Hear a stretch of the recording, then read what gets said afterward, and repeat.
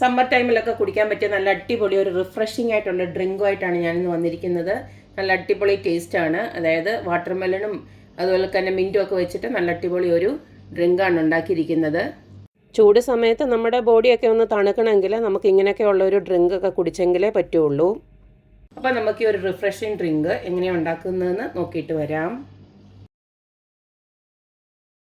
Refreshing ആയിട്ടുള്ള watermelon drink ഉണ്ടാക്കാനായിട്ട് ഞാൻ കുറച്ച് വാട്ടർമെലൺ ഇവിടെ കട്ട് ചെയ്ത് അതിൻ്റെ സീഡുമൊക്കെ കളഞ്ഞാണ് വെച്ചിരിക്കുന്നത്. ഇടയ്ക്കൊക്കെ സീഡ് ഉണ്ടാവും, എന്നാലും നമ്മളത് അരിച്ചെടുക്കുന്നതുകൊണ്ട് കുഴപ്പമില്ല. ഇങ്ങനെ തന്നെ അങ്ങ് ഇട്ട് കൊടുത്താലും കുഴപ്പമൊന്നുമില്ല. ഇനിയും നമുക്ക് വേണ്ടത് കുറച്ച് പുതിന ലീവ്സാണ്. ബേസിൽ സീഡ്സ് ഞാൻ സോക്ക് ചെയ്ത് വെച്ചിട്ടുണ്ട്. പിന്നെ കുറച്ച് ഐസ് ക്യൂബ്സ് വേണം. പിന്നെ കുറച്ച് നാരങ്ങ നീര്. ഞാനിപ്പോൾ 2 നാരങ്ങയുടെ നീര് ഇതുപോലെ എടുത്ത് വെച്ചിട്ടുണ്ട്. നമുക്ക് ആവശ്യത്തിന് ഒഴിച്ചു കൊടുക്കാം. ആദ്യം തന്നെ മിക്സർ ജാറിലോട്ട് നമുക്ക് വാട്ടർമെലൺ ഒന്ന് ഇട്ട് കൊടുക്കാം. ഇതിലേക്ക് ഞാൻ ആ പുതിന ലീവ്സ് കൂടെ അങ്ങ് ഇട്ട് കൊടുക്കുകയാണ്. അതുപോലെ തന്നെ നാരങ്ങ നീരോടെ ഒഴിച്ചു കൊടുക്കുകയാണ്. ഇതിൽ നിന്ന് 1-2 ഐസ് ക്യൂബ്സും ഇട്ടിട്ട് നമുക്ക് നന്നായിട്ടൊന്ന് അടിച്ചെടുക്കാം. പഞ്ചസാര വേണമെന്നുണ്ടെങ്കിൽ നമുക്ക് ഈ സമയം ഇട്ട് കൊടുക്കാം.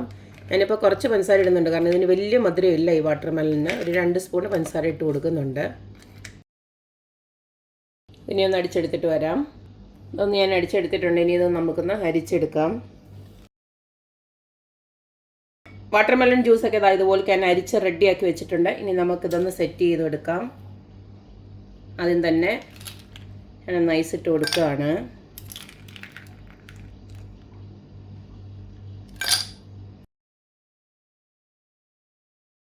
ഇനി നമ്മുടെ നേരത്തെ റെഡിയാക്കി വെച്ചിരിക്കുന്ന സബ്ജ സീഡ്സ് ഉണ്ടല്ലോ, സോക്ക് ചെയ്തത്, അതങ്ങോട്ട് ഇട്ട് കൊടുക്കാം.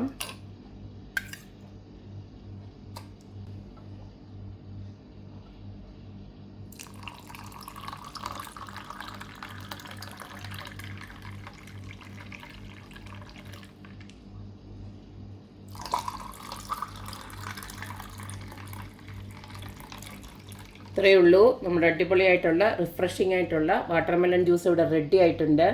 ഈ ഒരു ചൂട് സമയത്തൊക്കെ ഇതേലെ ഒരു ഗ്ലാസ് കുടിച്ചു കഴിഞ്ഞാൽ നല്ല അടിപൊളിയായിരിക്കും. സമ്മർ ടൈമിന് പറ്റിയൊരു ഡ്രിങ്കാണ്. അപ്പോൾ എല്ലാവരും ഇതുപോലൊക്കെ ഒന്ന് ട്രൈ ചെയ്ത് നോക്കുക, അഭിപ്രായങ്ങൾ അറിയിക്കുക. അപ്പോൾ എപ്പോഴും പറയുന്ന പോലെ തന്നെ എൻ്റെ റെസിപ്പീസ് ഇഷ്ടമുള്ള എല്ലാവരും please like, share and subscribe. അപ്പോൾ ഇനി ഒരു അടിപൊളി വീഡിയോ ആയിട്ട് വരുന്നവരേക്കും ബായ്.